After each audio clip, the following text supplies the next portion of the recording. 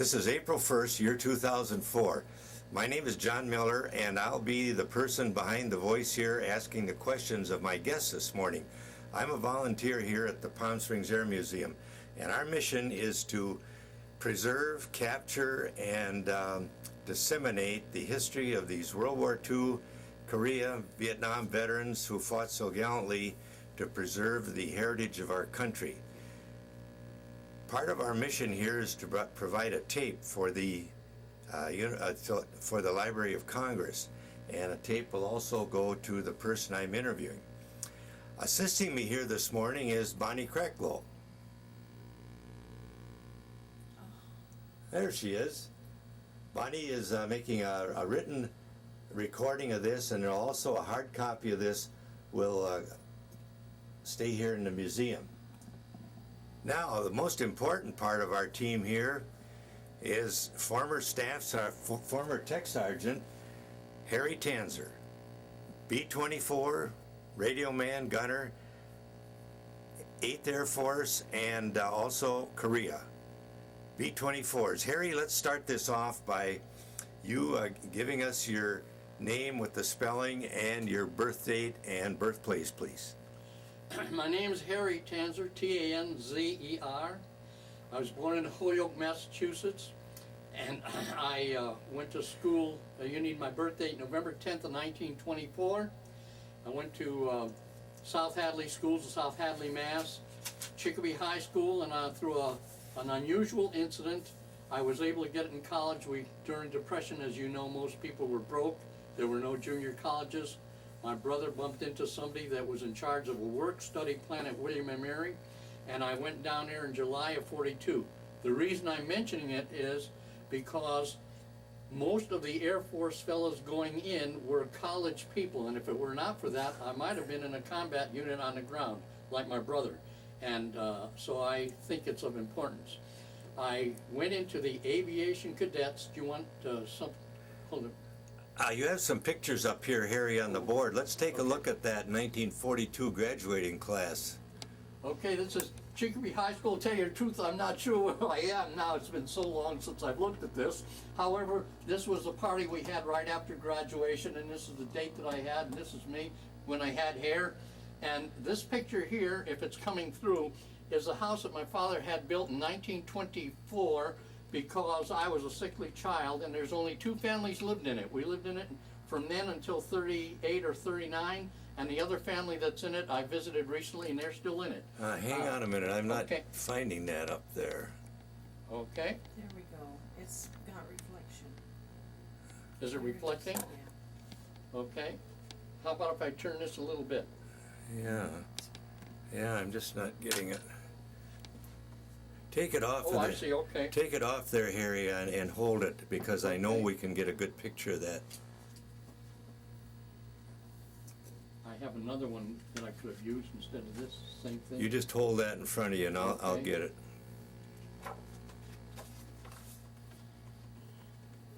Hey, there we go. Okay. Okay, you say that's the house where you were born? There's a house that was built after I was born. I was born in Holyoke, Mass, and this is in South Hadley. It's in the country, and it was in the country at that time, believe me. Father had to pay for the sewage lines and all the other lines that most people got advantage of later on. And we stayed in there till 1938 or 39, and the other family that moved in afterward is still there, so there's only been 2 families. Typical of New England, I might add. We don't move unless we have to. At any rate, the reason I mention it is it may be hard for you to see, but that's me at the railing that my mother's holding me, and believe it or not, I can remember that as if it happened yesterday. I remember the photographer going up to her, and my brothers and sisters were all in school. My younger sister hadn't been born yet. I can remember the photographer going up and telling my mother, but he won't get the whole house in, and she said, get as far back as you have to, but I want the whole house and garage in that picture. And that's what happened, as you see. Okay. Anything else on the easel that you would like to... Regarding the rest of the easel, these are naturally the usual souvenirs. However, and my middle brother and myself, and when we were in the service. But the reason I wanted to point this one out, along with my others, This is the first T-shirt I ever owned. I got it at Maxwell Field, Alabama. No, excuse me, I got it at I'm not sure if I got it at Nashville, Tennessee or Maxwell Field, Alabama. It says Maxwell on it. Oh, well, that's right. I probably got it at Maxwell Field. When we were in the Cadet Corps, I told you about college. I went in the class of 44A at Nashville, Tennessee. I had a very unusual incident that is worth mentioning. I have very poor depth perception, and incidentally, to this day. And when I took the test, I flunked. I passed everything but the depth perception test. They put me in a washout barracks along with 300 or 400 other guys. 2 o'clock in the morning, we get awakened, got to go up and take a physical again. So we go up there, walk in a young lieutenant. We thought he was an old man. He was 25 or 26, but don't forget, we were all kids. And he said, "You can't see." I said, "Yeah, I know that." He said, "Well, you want to fly?" Well, that's like everyone in 1942 wanted to fly. At any rate, he said, "Okay, I'm going to put some drops in your eyes and call you back in a half an hour." I sat out in the lobby there. He called me back. He said, "Okay, line them up." And I lined it. I don't know the name of the test, but you line these 2 sticks up at a distance, and I did them perfectly. He said, "Okay, sit down. I want to talk to you." He said, "I didn't do a thing for you. I want you to know all I did was ease my conscience, and sooner or later, it's going to catch up to you. I hope it catches up to you before you get killed." And that's all he said. At any rate, to finish the story before I go on with anything else, when I got into primary training in Decatur, Alabama on a PT-17, I couldn't land the thing. I didn't know how to hit the ground when I was high or low. After about I had soloed about the 9th or 10th hour, the instructor called me over. He said, "Okay, who do you know?" I said, "What are you talking about?" He said, "Who do you know?" He said, "I got a real good job here, and I'm not going to wash some senator's son out or some governor's son just because he's got a lot of pull." I said, "I don't have any pull. My father's a poor musician in Western Massachusetts." He said, "Well, you got to know that you can't see, and I know you can't see. Now what happened?" So I told him the story about the lieutenant. He said, "Okay, I never heard of anyone getting killed in a PT-17. If you can pass your Army check rides, you're on your own. I don't have any pull. But when you get to basic flying, get your heart ready for it. You're not going to be able to make it." As it turned out, he said, "However, I'll do my best to train you so you don't kill yourself." And he did. He saved my life. And maybe we'll get to that in a little while. At any rate, he let me stay in, and I did get to basic flying. Harry, excuse me. Now, am I going too fast? You're not going too fast. You're going just right, unless Okay. it's too fast for Bonnie. But we've missed a segment of your ancestry here that I want to go back to. Okay, fine. And if you want to just sit down there and tell me a little bit about, we'd like to know why your parents or your grandparents came to this country, Okay. where they settled, what they did. We want to know a little bit about background on this, if you will, please. Okay. In some of the background, and it's important to know, incidentally, very recently I found out that my father came in on Castle Island, not Ellis Island, and I never heard of Castle Island, so it was quite a surprise to me. I understand it's on the other side. They come in at Castle and then they go over to Ellis Island. However, regarding the coming over, my mother was brought over by her mother. My grandfather on my mother's side was a soldier under the Tsar, and they wanted him to do another 5 years, and he said he wasn't going to do another 5 years, but he didn't say that out loud. He just took off and came to Western Mass, and then saved up enough money so he could bring his wife and children over, and that's how my mother came over. She was probably 6, 7, or 8. I don't really know exactly. I probably did know at one time. At any rate, my father came over, worked his way over on a boat when he was 14 years old. I never got too much information on him. I never met anyone on his side of the family except one sister that came to my brother's wedding. My father was a ward of the state of Massachusetts, and through a good fortune of incidents, he met a lady that we called grandmother, and she brought him up. She was a Methodist, and of course we were brought up. I wasn't really brought up Jewish. I was born Jewish, but I wasn't brought up and don't follow it.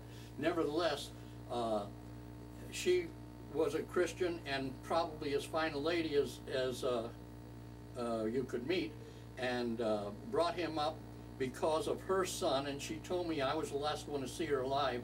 She said she'd have given anything to have her children come out as good as my father, because once he went in that house, she said she never had to lift a hand. They had 3,000 chickens, the chicken farm did a lot of things, and my father did everything. And she bragged about him no end. So basically my father, and I don't know what year it was, he went back to Germany to study violin, and he became a very professional violinist, played vaudeville, and taught, and knew music inside and out in New England. We were the people on the block, the only telephone, 2 cars, and all that stuff before 1932.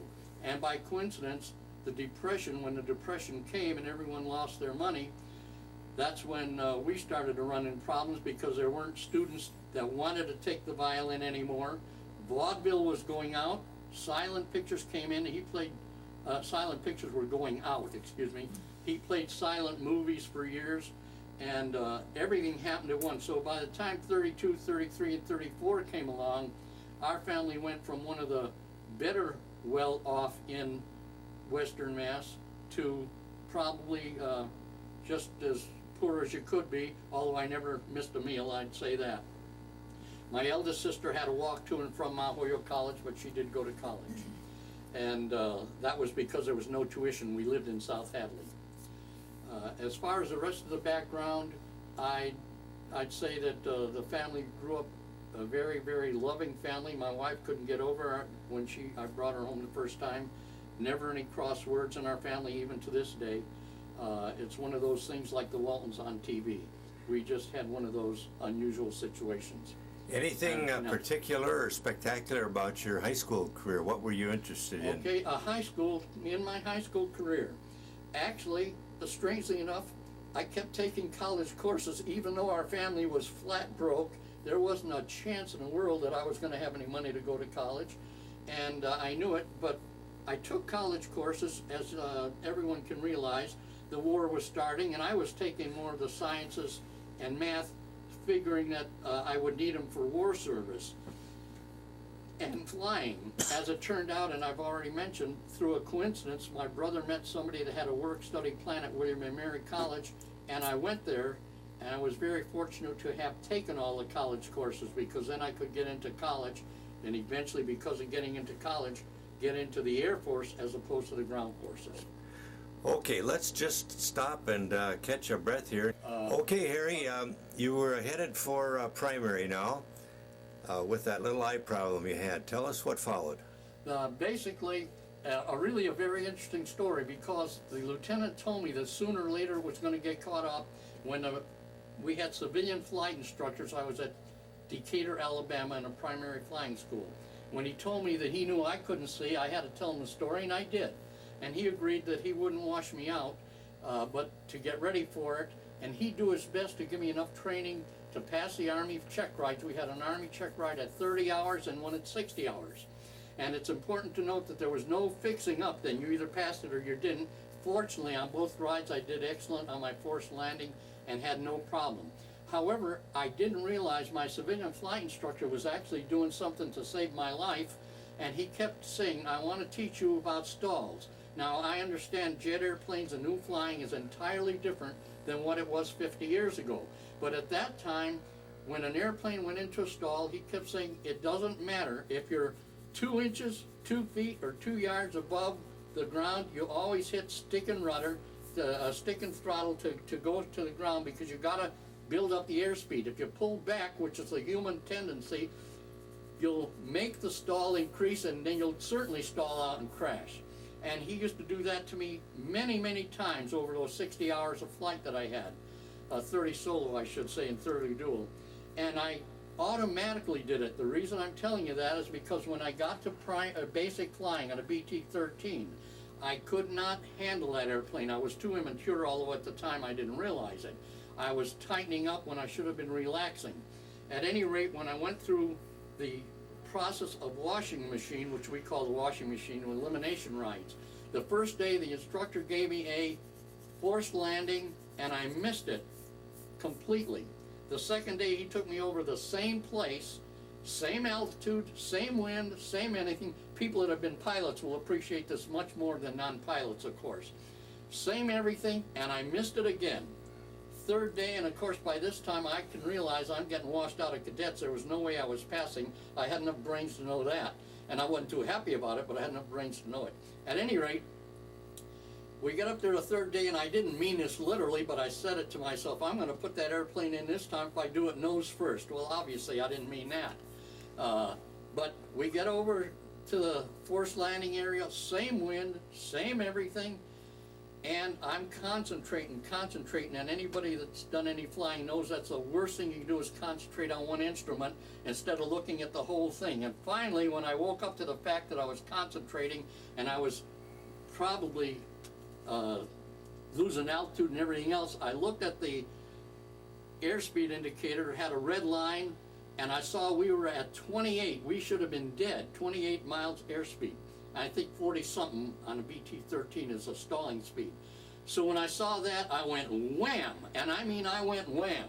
The pilot instructor in back hit the top canopy. He had his belt loosened, and I went straight for the ground, pulled it back. He claims we hit the trees, but had trees. I had a complete nervous breakdown, filled the well of the BT-13 up with water from tears. He flew back, and he said, you know, you almost made a widow out of my wife. And he said, what's worse is, it would have been my fault. He said, I knew you were doing bad. I should have been watching you like a hawk instead of filling out the Form 1 and 1A.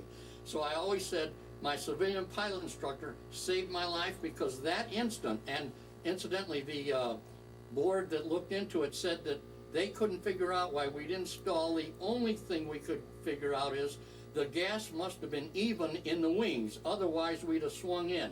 And if it weren't for that, I probably wouldn't be here talking to you today. Now I'm going to go up to the board here and start showing you what I've got. This is a picture of one of the radios. Incidentally, it's a command set that we used in the airplane. I didn't know how good it was till after the war. When I got my ham license, Radio Shack sold these in Boston for something. I got the transmitter, the receiver, the earphones, and the key and everything else for something like $19, and talked to people all over the world with it. And I kept saying, gee, I didn't know it was so good during the war, but it was a real good one. I still have it. This is a little booklet of my time. I used to put it in my flight jacket in primary. And these are various receipts and things that I had. Pictures of us at radio school. This is a picture at radio school, and I might mention somewhere in this picture, and I don't know where it is, it's right here. It shows a person looking up at the thing. When I sent that picture home, my mother said right away, she said, I knew if there was an airplane around, you'd have been looking at it, and that's exactly what it was. This was at Scott Field. From Scott Field, we went to Yuma, Arizona, and I'll show you something about Yuma in a second or two. There's something here. Oh, my brother was in the ground forces. This is a gal I dated in St. Louis, and she says I'm in this picture waiting for the bus, but of course I don't know. And various souvenirs I got. And I'm going to turn this around and see if we can pick up and see if the Yuma. We went from Scott Field to Yuma, Arizona for our aerial gunnery. And I might mention that was the first time I'd seen the Colorado River from 30,000 feet. These are various badges that I had on my uniform. This is the Yuma, Arizona thing. I'm not sure if you can pick it up or not. Slow down a little bit, Harry. It is? Slow down a little bit. Okay. Okay, now, this picture is a picture of one of the five. We had 5 students at one time in primary flight school. His name was Luther Pickrell from Lynchburg, Virginia. And the reason I mention that is because it was my first instant in life where I found out that you can have happy and sad moments within fractions of a time. The noontime, when we graduated gunnery school, I got my orders to go to Westover Field. I lived so close to Westover, I could go under the fence and get to the base faster than going through the gate.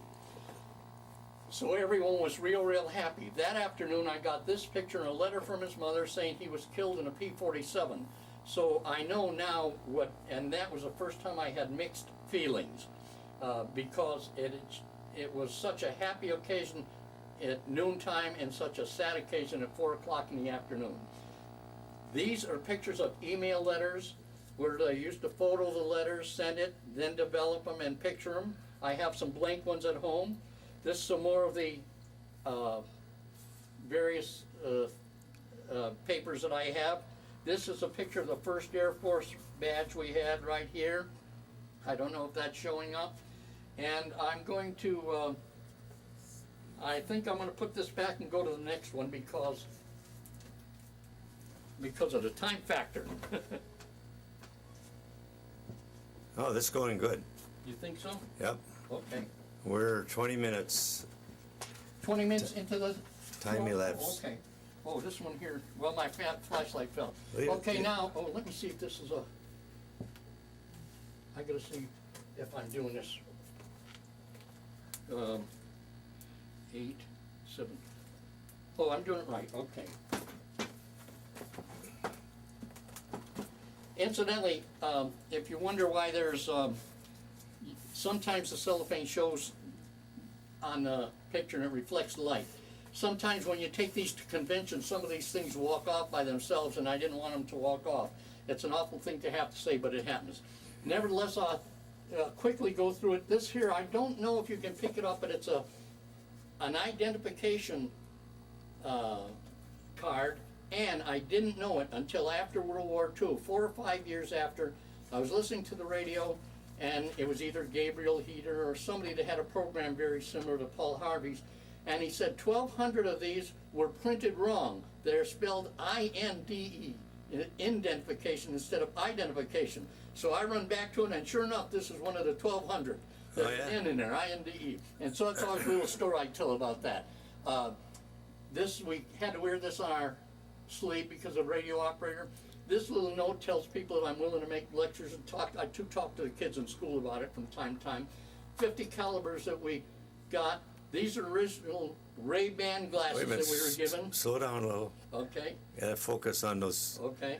50 caliber. Yeah, they're 50 calibers, and I just picked them up to have them as a souvenir. And incidentally, you probably gather that my family obviously is pack rats just like me, because all this stuff that I was sent home stayed there until I got home. Didn't lose a thing, which is really good to say.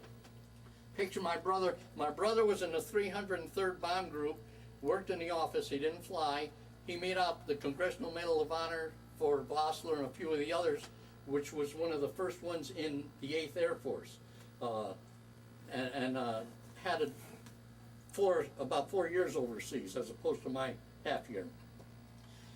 I say this is the best plane of all because we flew it home. This is one of my first mission, is called the Monster. Wait a minute, now we're still on that Okay. B-24 there. Okay. Over here? Yeah, Okay. hold it there.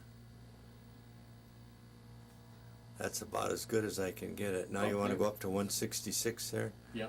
That was the one I flew for my first mission. Okay. And I want to tell you about the flashlight. I used to borrow my engineer's flashlight all the time because we'd get out there early in the morning and I didn't have the brains to realize he needed it too.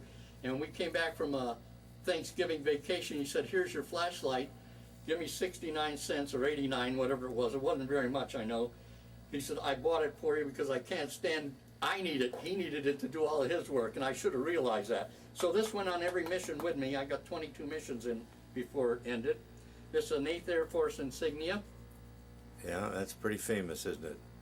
Yeah, I think that anyone sees the 8th, they'll see it in all the movies, and they'll know about it, and it was. And I go to a lot of the 8th Air Force reunions, any of the mini reunions. I'm gonna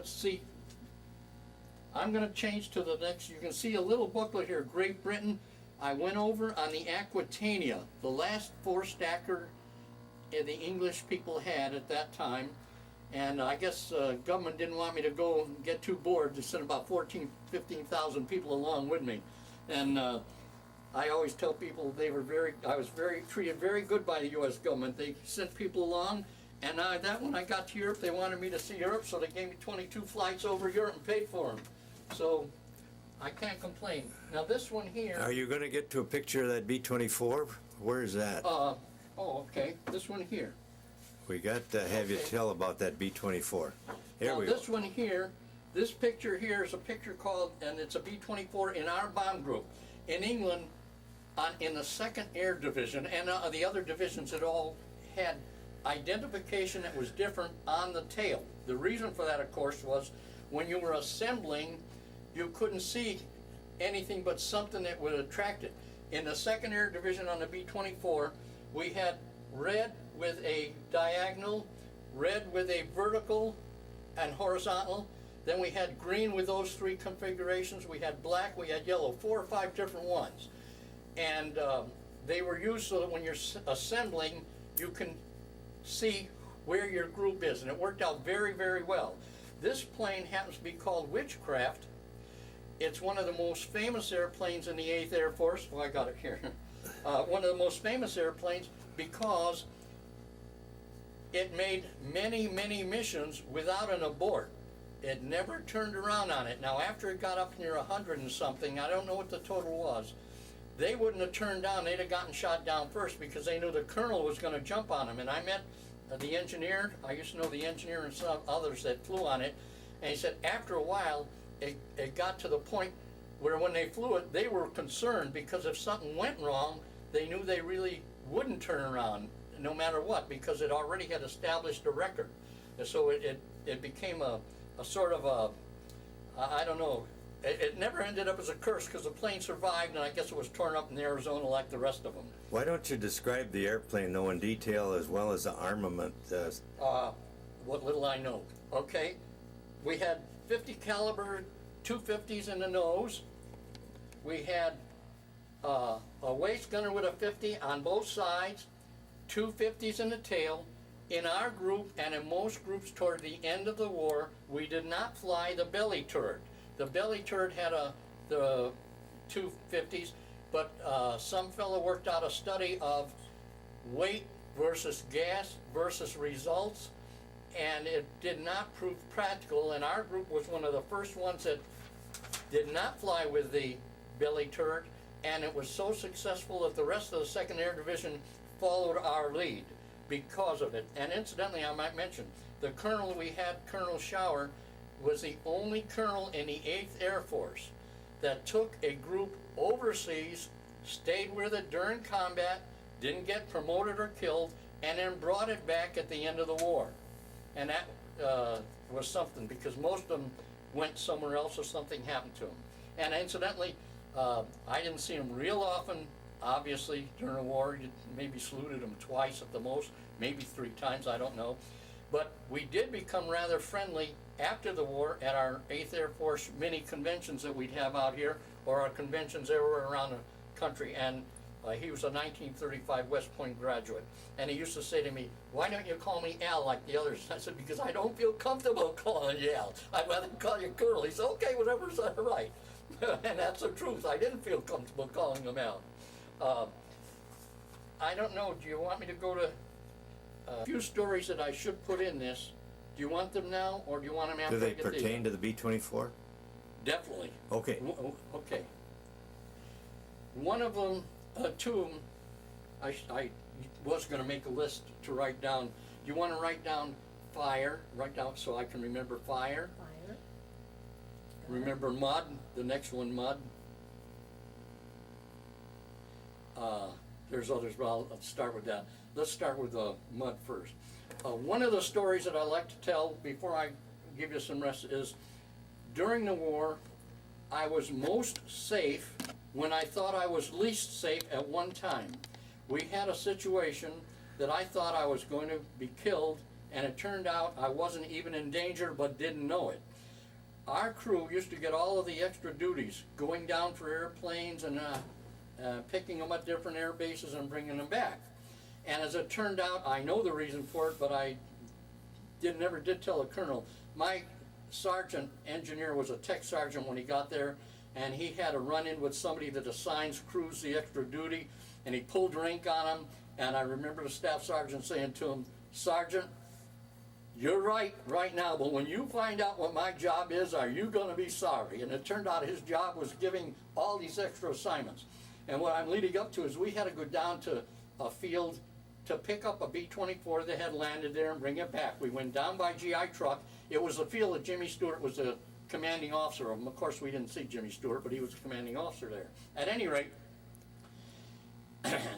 we get out on the runway. The navigator and I were sitting in the waist section because the radio wasn't necessary, but in England there were rules at that time. You had to have 5 people aboard the airplane: pilot, co-pilot, engineer, radio, and navigator. So the navigator and I were sitting in the waist, and we're going down the runway, and the first thing we see is mud coming up alongside and hitting a plastic window. So we figured one wheel, we knew one wheel's off the ground. Then a little while later we see mud on both things. So now we know both of them, and the engines are straining. And I said, Joe, I said, boy, I hope he can get it into the air, keep straining and straining. All of a sudden, the mud stops. So I said, boy, he made it, we're in the air. Well, about less than 10 or 11 seconds later, we hear wham, all 4 engines quit. Now, anyone that's flown the time we had flown knows that we couldn't have been more than 150 or 200 feet in the air. So we're braced up with our crash positions, which we had been taught, and waiting to go into the ground in what has seemed to be an eternity. Nothing's happening. And incidentally, my navigator never swore. Our crew had a clean crew. We were unbelievable. He said, the heck with this, and that's the worst I heard out of him in all the time we knew him. Opens the hatch and jumps. Now anyone knows at that altitude he's committing suicide. And obviously we're turned every color under the sun. We're scared to death. And he's standing there looking at me. And I'm in such a state of shock that I don't realize that he's standing on the ground. On my mind saying, how can he stand on air? And after about maybe 15 or 20 seconds, I realized it. And we had not even been off the ground. What happened was when the mud stopped, the plane got back on the runway, and the mud stopped because we were on the runway, not in the air. But that was the most frightening time, including combat, as many times as I was scared in combat, that I'd had during the war. As it turned out, I was safer because we were never off the ground. We had to take the GI truck back to our base. The other one is about the fire, and that is an important one. The fire? A fire on a plane. Just a Fly. minute. Okay?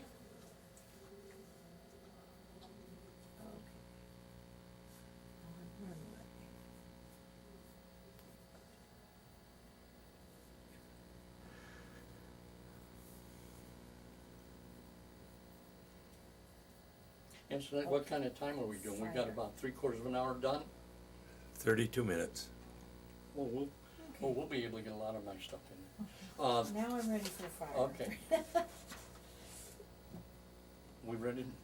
I don't remember what number mission this was on, other than I believe it was toward the middle of my missions, and I've tried to find out, but everyone I questioned, the 4 or 5 still living from the crew, can't be certain. Nevertheless, what happened was, just before we got to the target, approximately, I'd say half an hour, 3/4 of an hour before the target time, I see a lot of smoke coming up from the well. Now the radio operator on our crew was a free man. I was the one that had to kick the bombs off if they didn't go, pull the bomb tags or the bomb wouldn't be armed. You have to pull those out, show them to the armament officer theoretically. I don't remember ever showing them to him, but I got a lot of them on my thing here, you'll see. Nevertheless, smoke's coming up just like a green hay fire. Unbelievable. I look all over and I can't find it. So I get on the interphone and say, Joe, who was the navigator, was also a free man, so to speak. Free man, by free man we meant not mounting and monitoring a gun site, not in a gun turret or at a gun position. He was a free man. So he comes back, he can't find anything out. In the meantime, this stuff is still coming up thick, and we're don't know whether we're going to explode or not. And the airplane happened to be one of these older airplanes that you could see the amount of gas. It had glass tubes on both sides, and I could see we must have had at least 1,800 or 2,000 gallons of gas. So if it went, we were gone. Nevertheless, my engineer was a top turn. I said, Mahoney, you got to come down and look for this thing. Now this is easy to say, but to switch positions in a bomber on a combat mission at 20-some thousand feet, you have to take an oxygen bottle, connect the oxygen bottle, get up. He's got to connect something to come down. I got to get in the top turret, because we never left the turret unmounted, and even in formation we had to guard it.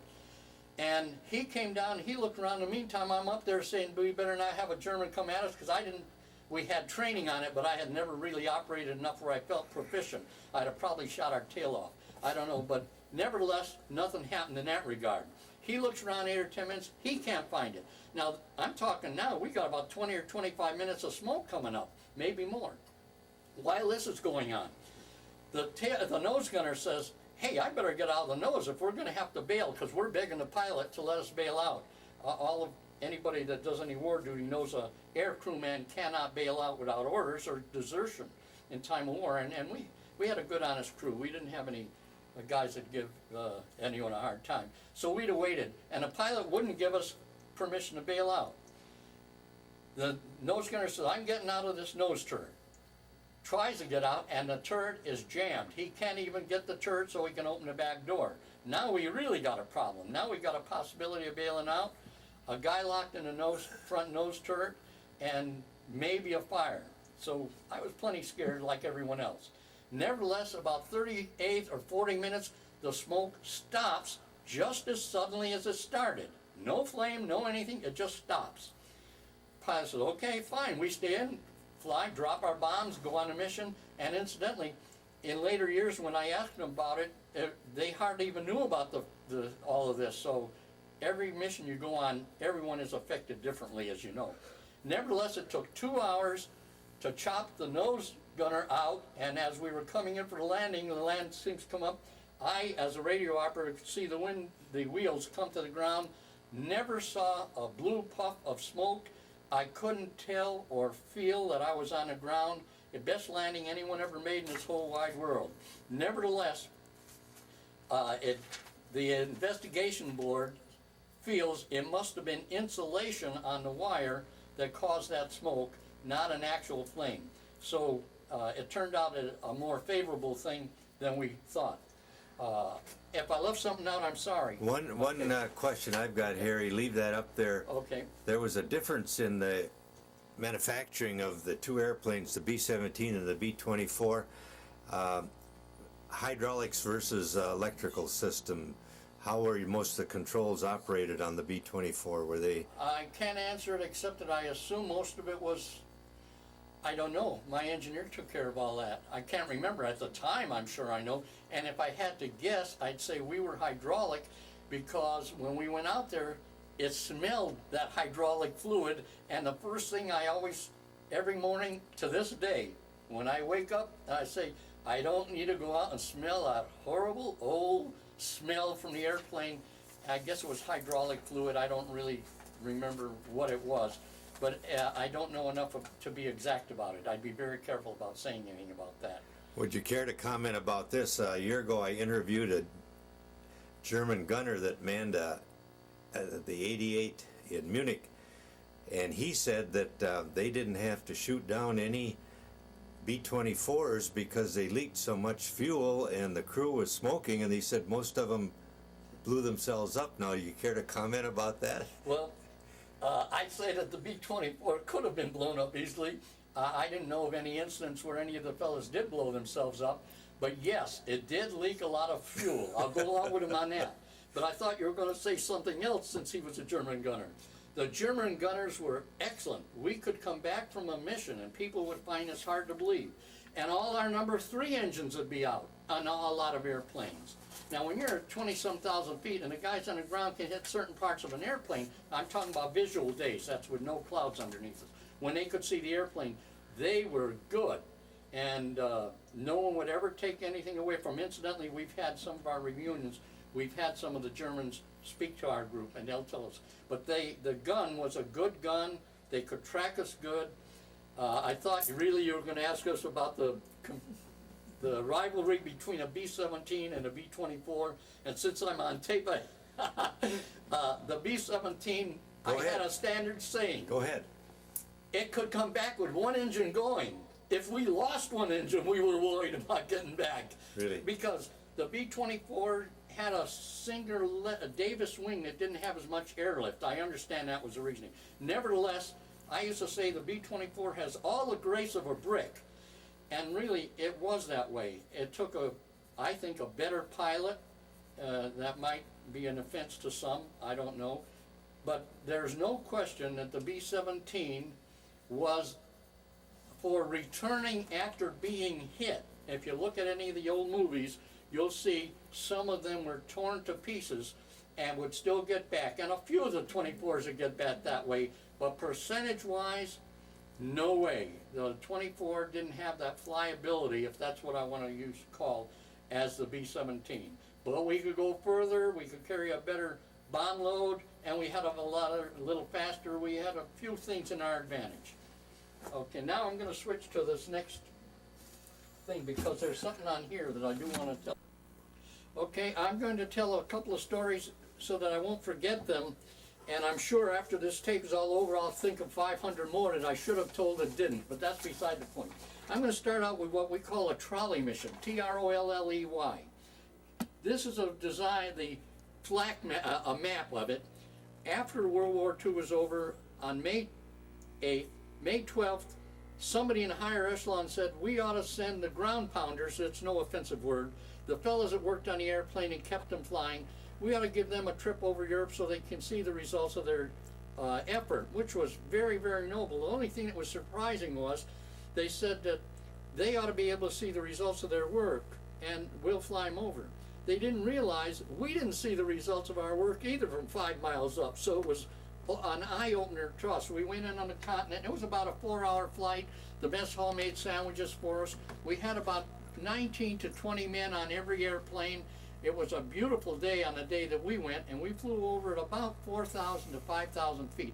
I don't really remember the exact altitude, but that doesn't make any difference. At any rate, we went in on the continent, went down the Rhine and up towards Cologne and back. The reason I'm telling the story is because when I was teaching school, I'd tell the kids this and they'd find it hard to believe.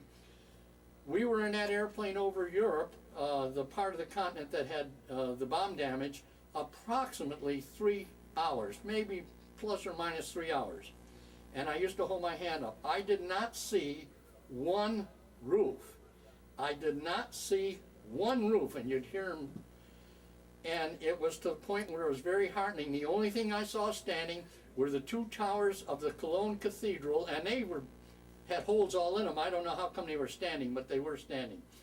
And it was so disheartening that it bothered me. To this day it bothered me. But at any rate, when we got back from the mission and landed in England, I was very close friends with the tail gunner. Crew members always get close with one or the other, and the engineer. And he looked at me, and of course, having hung around with him for 6 months, he said, boy, something sure bothering you. I says, yeah. I says, did you see that? I said, there wasn't one roof there. He says, yeah, so what? More or less, that's the way his attitude was.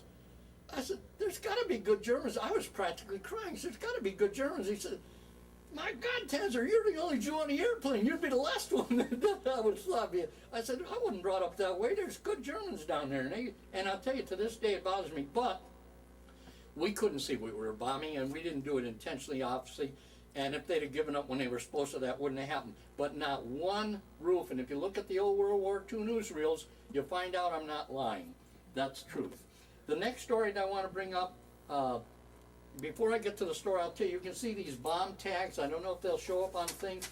I was responsible for pulling the bomb tags out because the way the bombs are armed, if the bomb tag wasn't pulled out, I'll show you on this next thing how it works. If the bomb cotter pin isn't pulled out, that bomb will not arm, and the whole mission is wasted. Literally. 3 years of training for 10 men down the tubes because one guy didn't do his job. By theory, we were supposed to bring those bomb tags back and show them to the armament officer. Maybe I showed them to the armament officer, I don't remember, but I definitely pulled them, and I've got these, and I've got another 20 or so home, and I'm sending them out to relatives in different places. And I just thought of another note that I got to talk about just a second. Captain Enders. Okay, now, each one of these came from a different mission. I got 22 missions in, and each one of those a different one. This does show a picture of the bomb and where it is. It went in the front like that. Before I get to the next story, I want to show you, we all had bikes in England. I gave my bike to a kid. It was the only bike he could ride. It was a smaller bike. He was 4 years old, and I've looked for him, and when I write, I've got a friend in England, and I've written, I can't seem to find a kid. As many names, as many things that I've saved during the war, I can't remember his name at all. I remember he had a brother who was 9 years old and he was 4. I remember the incident of going to his house and giving the bike to his mother and father and telling them I didn't want them to think the kid stole it. I remember all that, but I don't know whatever happened became of it. And Nevertheless, right below that are your sergeant stripes. yes, and this was the rank that I had, and incidentally, that was the rank I had all the way through the Reserve and Korean War. I was sent to Labrador. However, I used to teach the classes for the officers to graduate, and when I was in Holyoke, Mass. In front of the City Hall, I happened to be in uniform that night and had my tech sergeant stripes on. I don't think I had my ribbons on, I don't remember. At any rate, this fellow came up to me, I'd known from the group, and from the Reserve outfit, and he said, how come you're a tech sergeant? Did you tell somebody off? I said, no, just never got promoted. He says, and these guys are all first, second lieutenants. So I said, well, it didn't bother me. I wasn't going to be a career person, so it didn't mean anything. If you're going to be a career person, that's a different story. Nevertheless, the combat mission, if it shows it's a near middle with 2 clusters, or 3 clusters, I can't remember, shows 2. This was one of the theater of operation. This was the European theater of operation, the various ribbons, and this is worthy of note, however. Behind my wings, there's a blue felt. That blue felt had to be worn if you were on pass and on flying status, because if there was an emergency and they had to get you back to the base, the MPs would pick you up if they saw that blue flying status. It never happened while I was there. Of course, towards the end of the war, they didn't run into those crucial things. But we had to have it on if you were on flying status. We call this a short snorer. Told a little bit about the bomb group. This is a list of my missions. I don't know if it shows, and it doesn't matter. This is just telling people in various conventions about it. Yeah, it shows up. I can pick up the German cities. Anything I see you got. Magdeburg was my first 2. Machete, Hildesheim. Oh, and Hildesheim is worth talking about since I brought it up. Hildesheim was my 4th mission, and the reason I remembered it was on February 22nd of 1945, and it was a very unusual mission. It was a very, very clear day. One of the most unusual things about it is the briefing officer said, and you're going to bomb at 10,000 feet. Now, anyone that knows anything about bombing, 10,000 feet is on the ground, no safety factor to get out or anything else. And I remember distinctly my tail gunner, I told you I hung around with him all the time, he was sitting right next to me. He went, my God, Tanzer, my father hunts ducks at that altitude. And to this day, I don't know if that's really what they do for hunting ducks. But I saw such a white color on his face, I can't even describe, but I do remember it very well. Nevertheless, when we went on the mission, circling over and getting our groups together, the biggest problem was not having a mid-air collision. Every flyable plane was up, and all I could see was circles, just like bees, over every little radio beacon. That's what we assembled on. It was unusual. There must have been 2,000 or 2,500 airplanes in the air. Unbelievable. It practically darkened the sun. It happened again on March 17th of 45 when we were crossing the Rhine. And I remember it then and again. The real problem was not to have a mid-air collision. Why, on the Hildesheim mission, why were you at 10,000? I wish I could answer that. I have no idea why they had a low-level mission. I remember it very clearly, and one of the things that I remember is it was one of the first missions I could see real clearly. We had a lot of cloud cover on my first 3 missions, and I could see the German railroad car following us and shooting at us, and this next thing I've told people is probably one of the strangest incidents of the war for me. I could see the bullets coming up, and they had an ellipse, and the whole track had an ellipse. And I was sitting down there looking down because I had to be ready to make sure I had already pulled the bomb tags, ready to get ready to kick the bombs off if they didn't go. And I could see the people running to the shelter and make out that they were people running to the shelter, see the train following us. It was going right down the track following us. And I was looking down and saw this ellipse. And the statement that went through my mind will probably get everyone wonder if I'm sane. I looked at that and I said, my goodness, some mathematics professor that studied for 40 years has always wondered what an ellipse would look like if a a moving target, we're shooting at something moving. And here I am, and I don't care, I'm trying to stay alive, and I see it. And that was what went through my mind. I said that was the strangest incident, one of the strangest incidents of war. But I don't remember about the results of the mission. We dropped our bombs okay, got back okay. I don't know the reason why we went so low. The next one I better get into, I told you about the trolley mission, passing out. One of our missions, we were going in on what we call the IP. That's the initial point when you're getting ready to go in to bomb the target, and the plane can't move either way. We got to go right in. After the bombs are dropped, we always had a crew check. That was standard operating procedure. Every crew did that. You wanted to know everything was okay. We get on it, get on the crew check, and one of the waist gunners answered. The other one doesn't answer. Well, as soon as that happened, I started putting my oxygen bottle on because I knew I was the free man. I was going to be the one to have to go back and see what's going on. Lou Owens was the one that didn't answer. Pete was opposite, his back-to-back, Pete Peterson. So I said, Pete, turn around and see what's wrong with Lou. And all he said was, okay. And I wait maybe 10, 20 seconds, not long, because, you know, we're concerned. We're at altitude, and you don't want anyone to be without oxygen. So I call him again, no luck. By that time, I'm already on the way back to the waist, and on a B-24, when you walk from the catwalk and look up, maybe it's about 1.5 feet or something like that, and these two guys were out cold, and as all the uniforms and everything they had on, you could look at them until they were out cold, dead. And I'm worried, and here I am, a 19-year-old kid 20-year-old kid trying to figure out, who do I give the emergency oxygen to first? Because I knew it was critical. And from up above, I got the thing, the one you heard last obviously could speak last. So the other one's going to get the oxygen first. As it turned out, that was the right reasoning. And I went in on a 24, you can reach the oxygen relatively easily. Turn an emergency valve on, he got it. I'm talking about nanoseconds to turn around and turn the other one on. And the first thing one of them said is, we still dropping the chaff. So I knew when he passed out. And the next one said, have we dropped our bombs yet? So I knew by what they said on their first statement. As it turned out, they always said I saved their life. But I always say, I only did for them what they'd have done for me. That we didn't have a matter of saving one another's life. Everything got back. They didn't have any ill results. We don't know. I always thought for years that it was because they were back to back and the oxygen mask slipped away from there and let regular air in. One of my recent conventions, one of the fellows said that really wasn't happening. They say that it iced up and it was something else. And I don't know what it really was, and if I knew at the time, I can't remember. What's that Russian-looking statement you've got on there?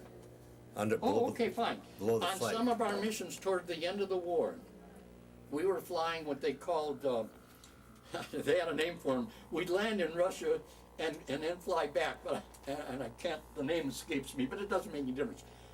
We had to wear this around our shoulder and had this as a pass. Use your point. Okay. We had to run this around our shoulder, and this was a pass that we showed. Of course, I couldn't read it. None of us could read it, but the Russians could. And those missions only went on a short while. Apparently, the Americans were getting too hard a time, and for one reason, toward the end of the war, we were doing enough bombing where it wasn't a necessity. So there were a lot of reasons that it was cut out. But I never flew on any of them or never landed in Russia. I had this with me in case we had to, but I never did. I was very fortunate. We didn't have any we didn't have a Purple Heart on my crew. We did not get one Purple Heart on our crew, so we can say that is pretty really good. remarkable. It was very remarkable. We must have been better prayers than others. How many missions? 22 for me, and a couple of them got 23 because some of them had to do extra missions. Wow. So we can't complain a bit. And the other thing I wanted to tell about was, co-pilot and transmitter. I got back from one of the missions, and the co-pilot says, "Do you have any bell wire?" Well, I did happen to have bell wire, and I gave it to him, but I didn't know why he wanted it. I found out later, while we were on one of our missions, that particular mission, somebody broke radio silence and said, "Colonel, get your head out." I won't say everything exactly as he said it, but you know what I mean. And what happened was he made a second pass around it, and that was almost verboten on a bombing thing. When you went over a second time, they had you in the sights, and you were going to have a rough time. And I realized later that he was the one that broke the radio silence, and the co-pilot, he was the only one that we had on the crew that would have done it. The rest of us were all meek, sensible people. At any rate, nothing ever came of it on that. One of the others I think I should tell you about is when we went on a combat mission, we were not supposed to tune the radios. Primarily because theoretically they'd find out how many planes are coming up, what our frequencies were, but by the end of the war they knew more about us than we knew about ourselves. And I don't think I'm exaggerating when I say that. Nevertheless, for those that are in radio, you have to tune up on certain frequencies. We needed what we called a BC306, which is only a number, low frequency tuning unit, and half of them didn't work. And I decided I wasn't going to be having one on an airplane that didn't work. So I used to tune up contrary to what I was taught, and when I was breaking orders and I knew it, everything else. Well, sure enough, one of the missions I'm trying to tune the radio and it won't tune. This thing won't work. So I say, hey Norm, call the tower. We did use a radio for certain things. Most of the time we used lights. I said, tell them to send a Jeep out with a low frequency tuning unit. Okay, thing comes out, for those that don't know, we had what they called fan stock clips. Just 4 little clips. You pull those clips out, you take the unit out, hand it to the guy, he gives you another one, you put the clips in. It's that simple. No problem. Fly the mission, nothing happens, and I get back, and I'm back, and somebody wants to see Tanzer. Well, I knew what it was about. So I go in to see the communications officer, who was a captain, and I wrote his name down. I didn't forget his name. He says, Sergeant, don't you know you're not supposed to tune up for it? I said, of course I know. He said, well, I'm sure you did. Why would you do it? You got a good record and all this stuff, you know. I'm never in any trouble. None of our crew was in trouble. Anyway, I said, I want to tell you something, Captain. You're on a crew for 2 years. Everyone makes fun of the radio operator. You don't do nothing but sit on your butt and all that junk. And I said, now you're getting over the Irish Sea, you're coming back and they say, hey, send out an SOS, and you got to tell the pilot, hey, the radio don't work. What words would you use? And he didn't say anything. He said, you'll hear from me later, Sergeant. Well, I never heard about it, of course, because he knew I was right. I was wrong in breaking the rules, but I do it again because I knew that if I was going down over the Irish Sea where we were allowed maybe a half a minute or a minute in that cold water, I don't even remember what it was, you were considered dead if they didn't pick you up practically immediately. The boards here. Bulletin boards I made because I'm going to conventions. It was easy to put everything mounted. I have something over it because sometimes these things walk away and I didn't want them to walk away. The only thing I got from my brother's collection, and he had a good collection, he went all the way through the ground with Patton from August of '44, including 6 months of Army of Occupation, but the only thing I got was a little souvenir of a German insignia. I don't know what it means, but it was the only thing I got from him. He had big flags and still has a lot of his stuff at home. At any rate, this is me in 1943 at Decatur, Alabama.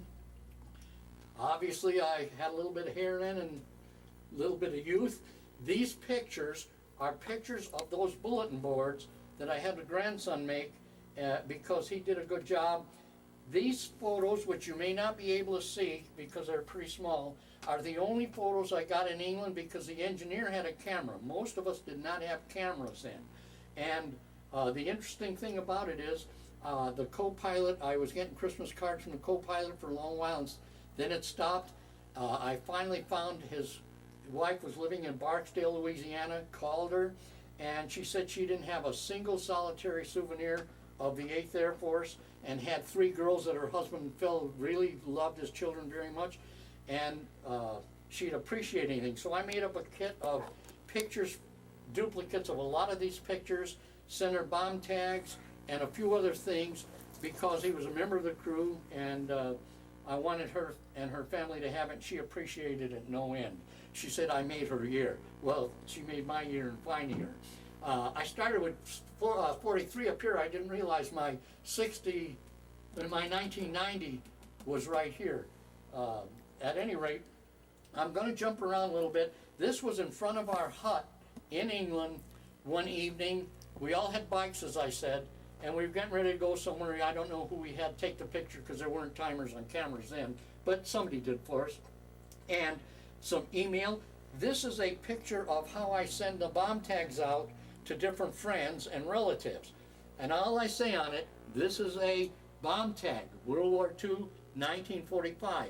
And most of them, a lot of them, I wrote on the bomb tag what mission. This was Bealey Field, mission number 5, 12 500-pound bombs, 2,500 gallons of gas, no flak, no fighters that day, ship 140. And incidentally, I didn't know it, but the picture in the March Field Air Museum of some B-24s shows ship 140. So I took a bomb tag and one of these things over there, and supposedly they posted it. I don't know. As long as we're talking about March Field, that brings up another point.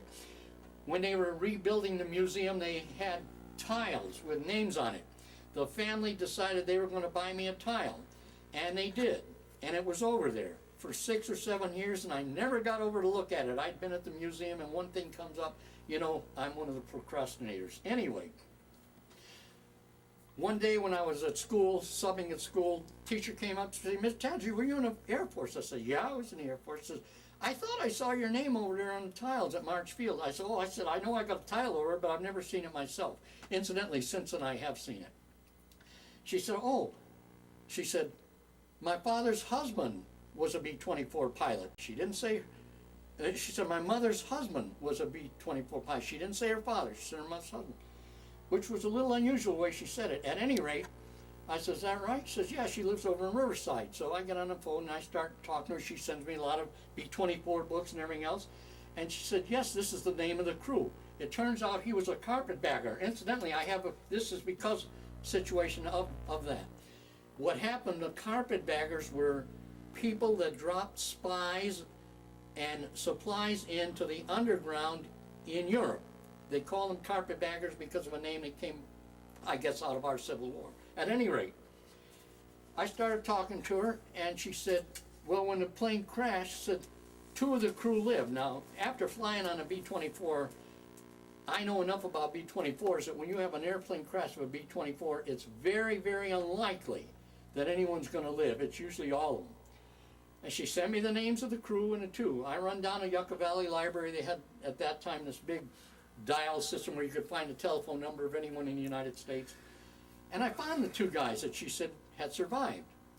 I called, one of them was up in Maine, and I said, hey, look, I was on 24s. How could you be in an accident with an airplane and live? He said, oh, real simple. We weren't on the airplane. Oh, that's it. So I called the other one in Oklahoma. I said, how could you survive? He tells me the same thing, so I'm verifying this. What happened was, he said, we got down to the end of the red runway and we get a red light. See, I told you a lot of times we did not use radios, we used lights. They get a red light. Jeep pulls up and said, this transmitter has to get on this airplane. 2 guys got to get off, so these 2 guys got off. Oh my goodness. And this lady's husband was the co-pilot of that crew. They went in a little bit too low from what is known, crashed, so everyone was killed. These 2 fellas, and one of them, I don't know, it was a guy in Maine or Oklahoma, told me, he said, we could have been listed as killed in action, except we had to eat. How can you go in a mess hall and everything else? You got to be known. So he said we had to fly our missions with another crew, and they both finished their other missions. However, because of that, me getting involved with it again, this lady got involved and went over to France 2 or 3 times to find out where her husband was buried. They have a service there every year for that crew. Every year, she still is in contact with them, and incidentally, she did remarry, and by coincidence, she happened to marry a 101 airborne man, and in the movie The Longest Day, for those of you that remember, when they saw red buttons hanging from that steeple and played sleep, that in reality was her husband. And he only died a couple of years ago, a year or 2 back. But she, as I say, she went over and visited and is in contact with him and everything else. So that became an unusual story because of that. Otherwise, I'd never met her. The other thing that I want to say is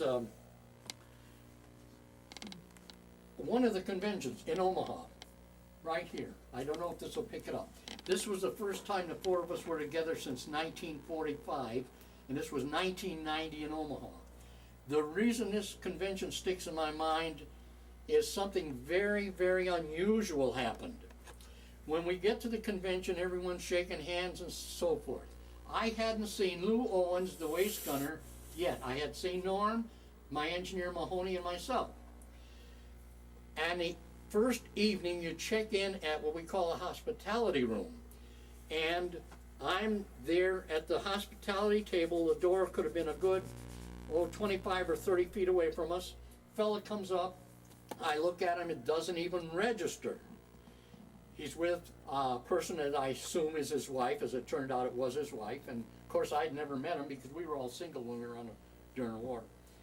At any rate, walks all the way around, and I'm looking at him. It's still nothing registers. And as he reaches over to grab his name tag, he says, Lou Owens. That instant of a second, everything came to my mind, and I was almost in a shock because I couldn't believe that I looked at him all the way over, didn't recognize him. He hadn't changed that much. Which His one voice was exactly alike, and it just hit me all at once the minute I saw his name and connected it. Will you point him out there with the Oh pencil? yes, he is the one that's the tall one here. He's Okay. taller than all of us, yeah. Yeah, got him on film. Yeah, okay, that's fine. And as long as we're up here, I might mention that Norm was the pilot. Our crew, and I've often wondered about this, but I've never been able to find out from anybody at all at any convention I've been at, how crews were put together. And the reason I've often wondered about it is because we must have had, I assume, 100 or 200,000 air crews during World War II. I have no idea. It's got to be a high number. And I don't even know of one where a guy complained so much that he had to get off the crew. I'm sure there had to be some, but it was negligible. And I've often wondered if it's just as the name came up and they needed radio operators, they went down a radio operator list and you got that crew and they went down pilot and so forth, or if there was some kind of an assessment test that we didn't know about.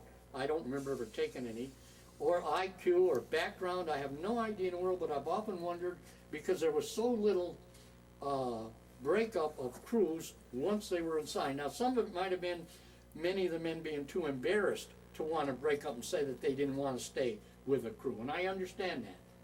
But the only one we had on our crew that I would say was married was a co-pilot I talked about, and he used to get into little odds and ends of problems.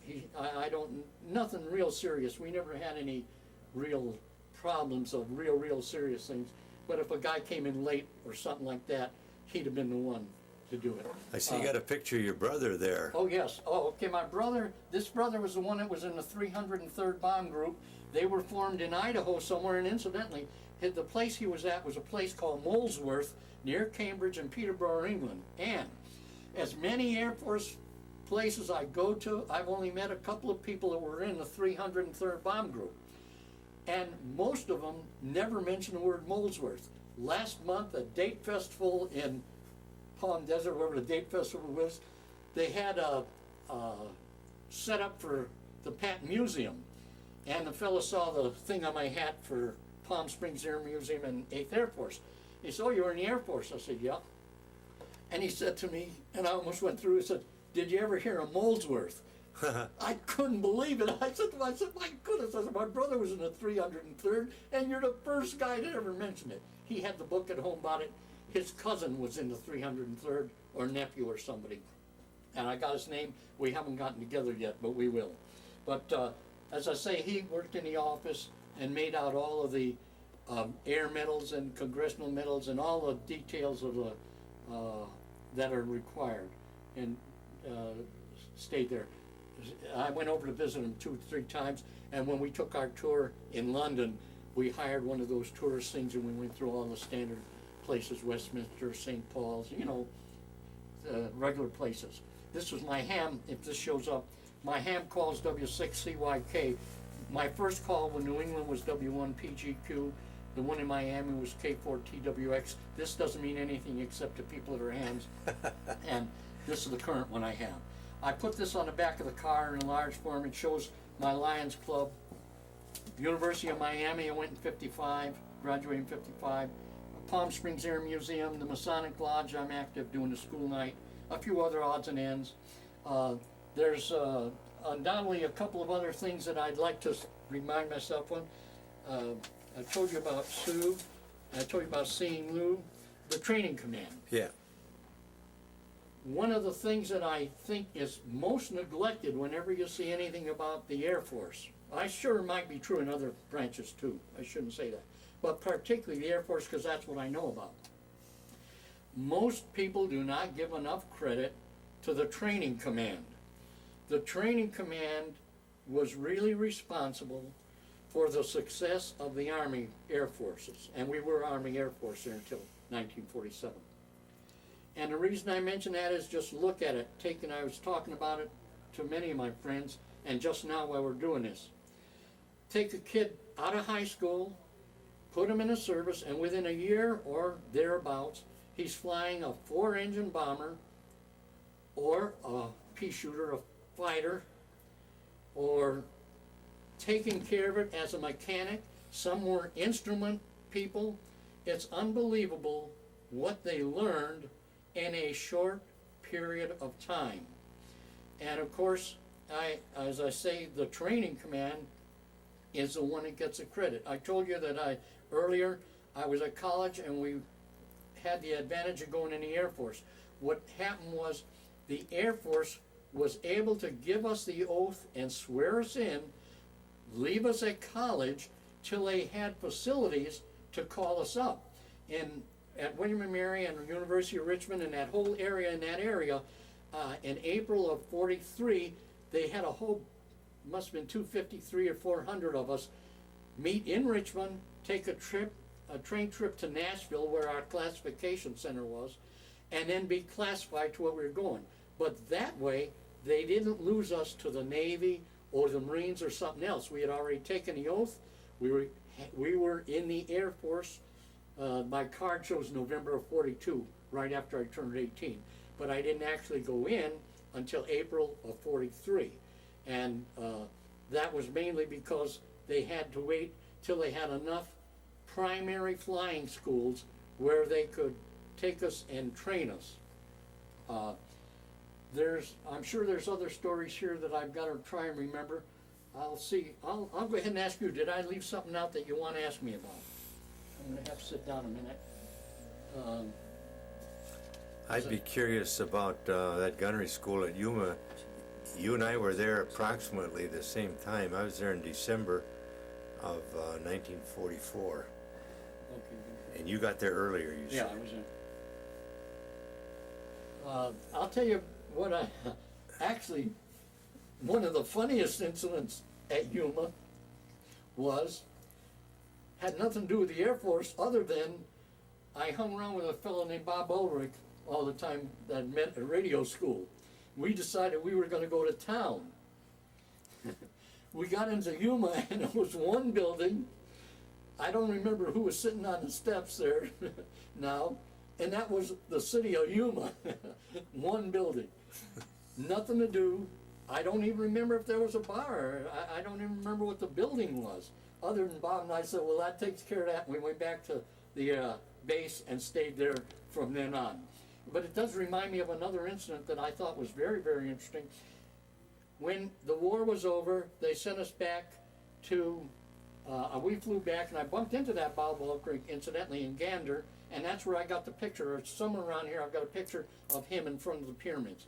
Nevertheless, we went to Bradley Field, then I had a 30-day furlough, then to Sioux Falls, South Dakota, and then to Marchfield out here in Riverside. That's where I fell in love with California. At any rate, while we were at Marchfield, this is hard to believe.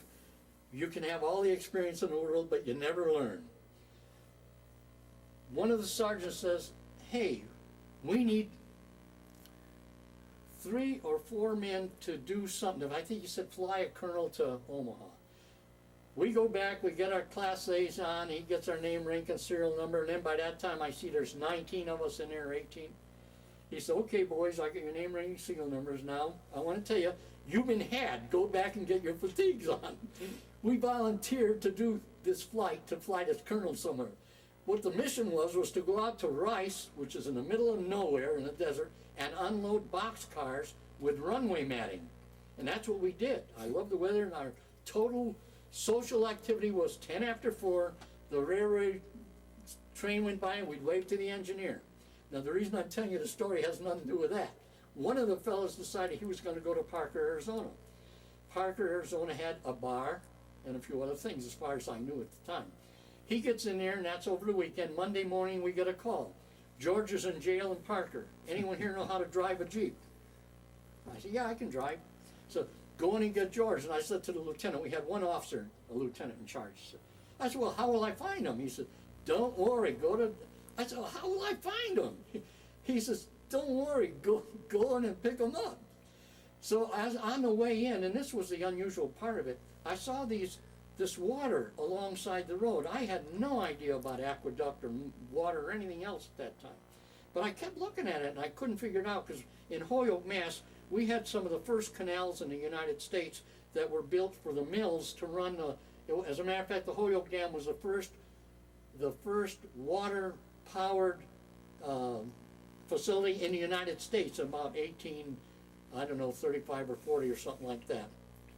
And so I knew about water and canals for power, but I had no idea about that, coming from the Colorado River. Well, I get into Parker, Arizona, and then it dawns on me why the lieutenant said, don't worry about it. There's literally one building. There may have been a small building behind. I can't remember. I walk in, and there's George sitting at the bar, drinking. This is 20 of 12 or so. I said, I thought you were in jail. I look over in the jail, and the jail is right there, about 10 feet away from me. The jailer is the sheriff, the jailer, the bouncer, and one guy does everything. He said, no, where was I going to go? I said, well, I was sitting in to get you. He said, okay, let's go. No nothing, no checking out, no telling him when we took off. And on the way back, I kept looking at this, and I found out later that what I had been concerned about on the water was part of the early aqueduct system in California, sending water out to this area towards Palm Springs, Coachella Valley, and all that. But I didn't know it at the time, but it was a good beginning. And of course, later on when I moved to California, I often thought about it. Harry, you were separated in 1945. What was your separation center? I was separated at West Overfield, Massachusetts, and I want to tell you, I got 17 cents to drive home. And I didn't drive home. I came under the gate because all my stuff had been home. I'd been stationed there a few days, I don't remember. And incidentally, this is worth mentioning, as we're doing all the typing and getting discharged, about halfway through, the sergeant that's typing it up says, oh, expletives deleted, because he really went through it. So what's the matter, Sarge? He said, I got to do this whole darn thing over again. I said, what's the matter? He says, I got November 10th here, and I got your birthday November 10th. I said, today's my birthday. Hey, all right. He said, what? I said, yeah, today's my 21st birthday. He said, my goodness, he couldn't believe it. But I got discharged on my 21st birthday, and incidentally, my first federal election that I could vote for, and I don't mind telling you who I voted for. My father said he's the best president we ever will have had. That was Harry S. And My dad too. oh, and I'll never forget. He said, I won't, but you're going to live long enough to see people acknowledge him as the best president. And I really believe he was right. At any rate, that was my first federal election, and I stayed in the reserves, as I said before. Went back to William Mary, graduated in '49, and taught school a year, and then I got recalled in the Korean War. And when I was at Westover, I was supposed to go to Thule, Greenland, and the weather snowed us in, and they had to take somebody from Goose Bay, send them up to Thule, and then I replaced that fellow at Goose Bay. And from Westover, instead of going to Goose, I was supposed to go to Saudi Arabia, and I guess most of you, anyone can realize why they couldn't send me. They sent my friend Harry Miller, and I was a little bit upset about it, but there's nothing you could do. But at that time, they didn't allow any Jewish people in that area, and looking back on it, maybe it was just as well. There's another thing that I might mention, because I mentioned before about me teaching these classes and not being promoted. In 1948, I put in an application for officers candidate school or officers commission. I don't remember what it was. I do remember I was at Stewart Field for our summer training program, and the captain came up to me. He said, "You're not going to go. It's not going to go through." I said, "I can tell you why." He said, "Well, it isn't." He said, "Do you have an idea why?" I said, "I know exactly why." I said, "My father was born in Russia and my mother was born in Russia." I said, "What else could it be?" I said, "I haven't broken any laws. I haven't been in the brig." He said, "Well, yeah, that's about what it was." Because at that time we were going through a lot of the early Cold War stuff. And quite frankly, even though it could have changed a lot of my future in service, I understood it, and we did what we thought was right. One of the other fellows that I was with in pilot training stayed in the reserves, became a lieutenant colonel in the reserves, and I could tell you, if we have time, I'll tell you another story. On one of my missions, on one of my trips with my motorhome in 1991 or 92, I don't remember. We're in the middle of New York, and I see this big sign, 2nd Air Division, with an air. I said to my wife, "Well, looks like we're going on a special trip." So I get up there. I don't know the name of the town. It was one of the nice places. And the division was meeting, and everyone's name was typed on this. They had planned on coming, and a few that had their name written, and they were late arrivals.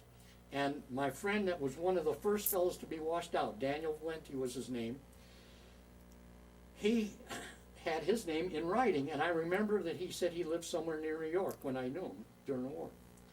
So I waited in the lobby almost 3 hours to see if he'd walk through. Nothing happens. Well, I had to go down and get changed to go to the banquet that night. So on the way back down in the lobby, in the parking lot, I hear him talking, and his voice hadn't changed at all. There was no question it was him. Waited till he was finished. I said, "Hey, Dan." He turns around like he saw me yesterday. He says, "Oh, hi, Harry." I almost went through the floor. "Here's the guy you haven't seen in 50 years.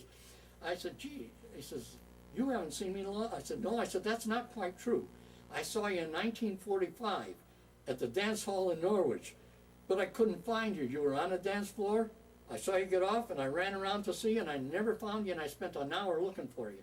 He said, "Oh, I know exactly when you're talking about." He said, "We went to see a cousin. I had to meet one cousin there, and our agreement was as soon as that third person showed up, we were not going to be in that building 10 seconds because we had to go to some other place." So that instant, he must have showed up and went. And the interesting thing that he told me that I thought was interesting, he said, "I got a lieutenant colonel's retirement pay. I got a retirement pay from the state of New Jersey." He was a civil engineer. "I got Social Security. I got 4 retirements to him." He said, "I'm living like a king, go to the dog track, everything else." I go to every one of these Air Force conventions, and I want to tell you something. You're only going to meet somebody you knew during the war, 1 out of 11, 12, 13, or 14. And it turned out he is exactly right. Exactly right. You meet him every once in a while. You make a lot of good friends, but not people that you knew during the war. Now, Well, let's deal a little bit with your post-war career. Now, you went into teaching. Was this high school teaching? Every grade. What happened was, right after the war, I had a good fortune. When I graduated in June of '49, I had changed my major so many times because of pre-war and afterward that I was able to have enough hours in education to have a minor in education. And I thought, well, I might as well get a major in education as well as sociology. I started out as an engineering student and tried to go through calculus without studying, and that didn't work, obviously. Believe me, it didn't. I got some F's that semester. Nevertheless, the summer of '49, I was taking some classes, and I had just done my practice teaching at Matthew Whaley High School in Williamsburg, Virginia. The day before or after Labor Day, and I don't remember which, I got a call from the superintendent saying, "Mr. Tanzer, do you have a contract yet for teaching anywhere this year?" I said, "No, I don't, Mr. Bird, but you know I don't have 3 years experience." That school district was under what they call progressive education, where they socially promote, and it was all these new theories. You had to have 3 years experience. I said, I don't have 3 years of experience. I just got through my practice teaching. He says, yes, but I didn't know Mrs. Booth was pregnant. See, at that time, a pregnant teacher could not be in a classroom in 49. So I got a job and went in there, and everyone that I knew said, how did you pull a thing like that? Strictly being in the right place at the right time. I had nothing to do with it. At any rate, I taught 7th and 8th grade and enjoyed it, and I was making out pretty good, I thought. I bumped into one of my students up in Sacramento about half a year ago, and he says I did a good job. Whether I did or not is debatable. Nevertheless, I was recalled in the Korean War. As I said, I was in the reserves, got recalled in 50 when the Korean War broke out. But by the time I actually got in the service again, it was almost 51. They kept delaying it. Anyone who went through this knows about the delays, and you get called, and then they change it, and then you get called. There was a lot of different problems. In all fairness, there was no way they could do it right because it was something that came on almost without warning, so to speak. Nevertheless, I ended up at Goose Bay and put in till September 52. I would have gone out earlier, but Mr. President Harry Truman put a year additional under emergency leave. They could hold you 1 year longer, and I was under that year, and then get out in September of 52. And because I went back to Williamsburg and in Florida, I didn't get a chance to stay in the reserves. I've always regretted it, but I didn't. From there, I worked in a wholesale electrical supply company, and I enjoyed it, but I didn't want to put up with the cold winters of New England. And all I heard all my life, my father said, I'm going to get out of here and get out of here, but he never did. And I made up my mind before I got married and got settled, I was going south. So I went to Miami. I tell everyone, I went down to University of Miami because I had to meet my wife. Of course, that's exaggerated. I went down there to get out of the cold weather, but I met my wife, got married, and I had a small cleaning and laundry business. One of my customers was an assistant manager with MetLife. Worked 2 years to try to get me to go to MetLife. In 2 years, I resisted, and finally he caught me at a weak moment. I said, okay, Ross, I'll do it. Took the test, started in MetLife in February of 58. I'm still there, serviced a case yesterday, as a matter of fact. Family's on me about working, but workaholic can't quit as easy as they think they can. So how many years is that with MetLife? 47, I'm in my 47th year. That's remarkable. That is remarkable, and I started out collecting, Debit? dimes and nickels. On the debit? On the debit. For those that know Miami, there'll be a few people watching this that will. My first debit was between 50th Street, 7th Street, Northwest, between 7th Avenue and 27th Avenue, commonly known as Liberty City. In LA, they call it Watts. Same area. And I had stories that I could tell that have nothing to do with the Air Force, but believe me, some were nasty. We had the summer of 62, before I was promoted and went to Tallahassee, we had 62 agents. I'm not talking about men, I'm talking about the association, all the life agents, held up or hit or something like that in one summer. And Met being a company that allows you to transfer, I had the fellow behind me in the Miami office said he had to go down there because his wife had arthritis, and he had the bad area downtown. And he said, hey, I want to talk to you. I said, yeah. He says, how do you know when it's too late? Because see, a lot of people are working, you got to collect the money after hours. He says, real easy, very easy. He looked at me, he said, you keep walking around. If you're the last white man, it's already too late. And he said, you're kidding. I said, no, I'm not kidding. I said, make sure the guy that's collecting, they had a lot of people sold things a quarter a week and all that stuff. Not only insurance men, door-to-door salesmen like the Fuller Brush. Yeah, like Fuller Brush guys and everything else. And we did that. However, and when I left there and was promoted and went as manager in Tallahassee, they had to close the area. They couldn't get anyone to stay in it and fill it. And I might mention, and this is worth mentioning, the good colored people in that area were watching out for me more than I was watching out for myself. And I mean that sincerely. One night, I was out of change. I had all kinds of bundles in my pocket of money, paper money, and I didn't have any silver. And I could name the person. I remember when this happened. They had a lot of them were domestics on the beach working, and he's standing there playing with a lot of money in his hand. I said, Mr., I won't mention his name, do you mind if I have some change? He says, oh, sure, gladly, but first you gotta listen to a story. I said, okay. So he says, Tuesday night, this was a Thursday night, Tuesday night, the Colonial Life man was here. We took care of everything. He got out, and those front lawns weren't 5 feet, from road to the house. He said, I heard scuffling, ran, got the gun. By the time I got there, the guy got away. He says, and they already got him, meaning he got hit over the head or whatever. He says, now, how much change do you want? I said, I don't want anything. I'm going home. He said, that's why I told you. Because it was bad. And I had an appointment in that area one night, met the guy up in our office in 14th floor Ainsley building. He said, now, Mr. Tanzer, he said, I'm shopping you and Life of Georgia. And the Life of Georgia happened to be a very good friend of mine. We operated real clean, which a lot of the insurance men don't, but that's another story. Nevertheless, he said, I'm going to shop both of you. You've got to follow exactly what I say now. He said, the night you come to see me, you've got to drive up, sit in your car until I go out there, get you out of the car, lock the front gate, we do what we got to do, you go back in the car, and you've got to promise me you're going straight home and nowhere else. He said, I want to see your name in the paper tomorrow morning, next morning. He said, if you're willing to do that, you do. I said, oh, yeah, I'll do that. It took almost a whole evening for the interview anyway, so I wouldn't really. And that's exactly what we did, because he didn't want me to have anything happen to me, and that's what would. And so I say, they were watching out for the fellows more than we were watching out for ourselves. And I don't want to get on a lot of insurance stories other than to say that when I went into management, I, on occasion even met, when I was in Tallahassee, met a fella in our B-24 outfit at Heath, England. He was there for weather school or something, I don't know. Can't remember his name, and I can't find him, and I'd give anything to find him.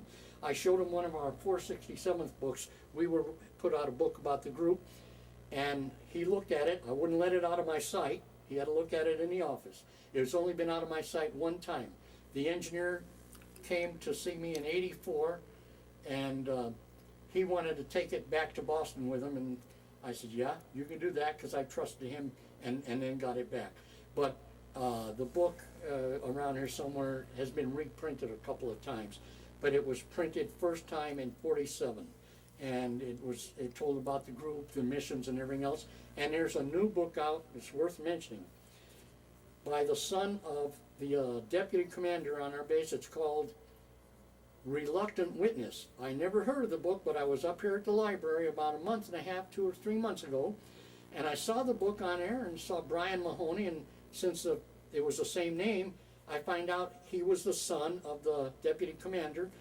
The deputy commander had been making notes for 30 years and planned on putting it in the book, and the son finally did it, and I want to tell you, it was excellent.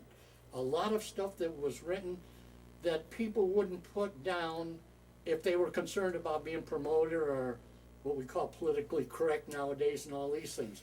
And I called this author in somewhere in Maryland and told him, I said, I couldn't put that book down, and I know you had to work like a dog, because he rearranged everything, put names, found names, did an excellent job. I sent him one of these and a couple of other things.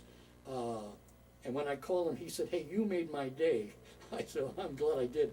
You deserved it. But a lot of people don't realize to do a book is work. And I get mad at myself because I know there are stories that I should do. And I tell everyone, and the tapes that I've made before this, I tell everyone, I don't do it for an ego trip, and I certainly don't do it because I'm a hero, because that's definitely not true. But most of us do not know or have put enough on tapes for a background for future students that want to learn about the war and want to know it from an individual viewpoint.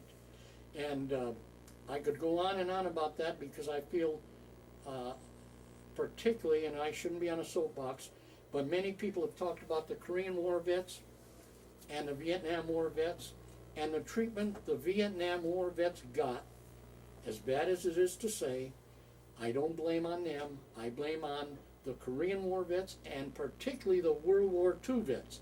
We should have gotten off our duff and raised hell about it, and that's the only words I can use, and said, you're treating these guys wrong. They did what they were supposed to. They followed orders, and most of us, this doesn't sound good, most of us had it too good.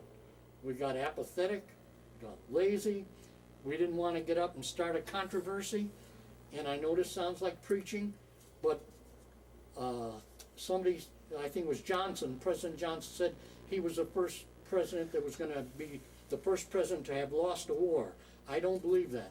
I believe the Korean War was a lost war. Whether people would admit it or not, I think that was a lost war. And so I don't believe he was the first one. But we as veterans should have gotten up and said, hey, this is not right. And incidentally, they did get some of their prestige, if you want to call it, after the first Gulf War when they were going through Yucca Valley. We'd stop and give them flags and soup and treat them, and they finally got their recognition. I'm sure there's other things you want to ask me. Can you think of something else you want to ask me about? Harry, we've got a few minutes left on this tape. You answered part of my question. You're pretty close to 80 years old. November 10th, I'll be 80. You spent years in the service, you spent years in the insurance business. What kind of advice would you have to the generation that's going to be watching this, both from the standpoint of love of this country? What do you see as the future? Boy, that's a good question. I'll tell you, the first thing I try to get them to do, I'm a school teacher talking, learn how to read. I'm going to say to you, learn how to read. There's nothing you can't find out if you learn how to read. I used to stress that all the time. It's an unfortunate situation that we got kids that don't read well. And that's particularly now with computers, calculators. When I was subbing in a school, kids couldn't do simple math. And even in the, I've often said the food industry has invented registers where the change is on the register because the kid can't count. They got to look at it. And that's embarrassing. But as far as advice goes, really, the best advice they could get doesn't come from me. It comes from a parent, and the parents aren't there to give the advice. It's too bad. I call this the age of grandmothers. It's awful, okay?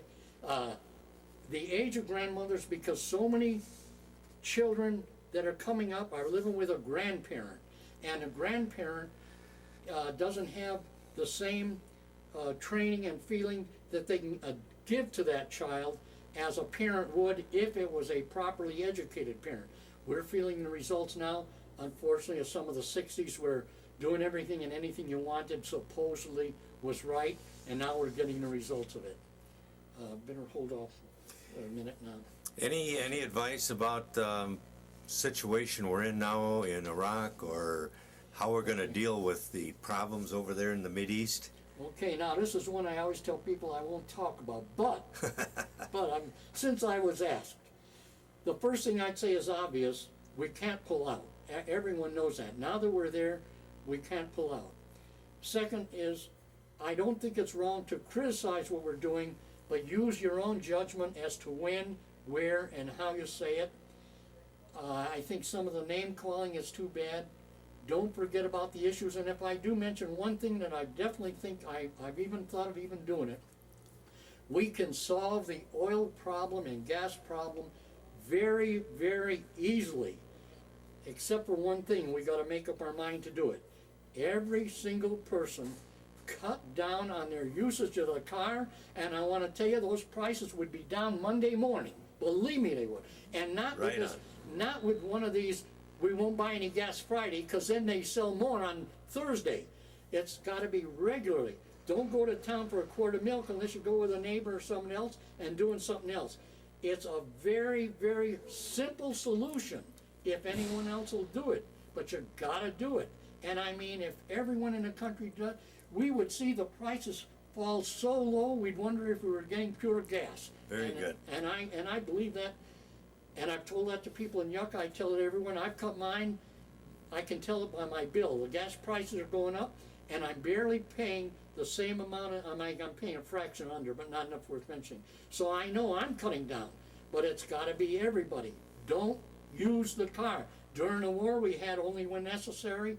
We had cut the speed limit, stuff like that. It's easy to solve if we make up our mind to do it. Now, I'm glad you agree with that. I certainly do. Anything else here? We got to wind this up. About 30 seconds. Oh, 30 seconds, let's see. Let me think about that. You're gonna turn, is that on now? The closing thing is, I think the museum here, and I'm a charter member incidentally, is that I'm glad we're doing this, we're putting it on record. Can't say enough for everyone that's volunteering, because that's an important thing. If we could get more veterans to sit down and do it, every single one of them's got a story. It's a matter of getting the story out of them. And some of them don't need to be made up. And I could tell stories by the thousands, don't need to make them up. You have plenty you could say. It's just a matter of sitting down and doing it. I have 4.5 hours of my own tape, and I'd like to send it to the Library of Congress, and maybe I will. Thanks again. Congratulations to everyone that's done it. Harry, let me thank you. This has been a great interview, and it's been a joy and a real inspiration to listen. I think I can speak for Bonnie as well as myself. Thank you. Appreciate it. Glad to do it. Okay, Now, we're we'll see. well. We.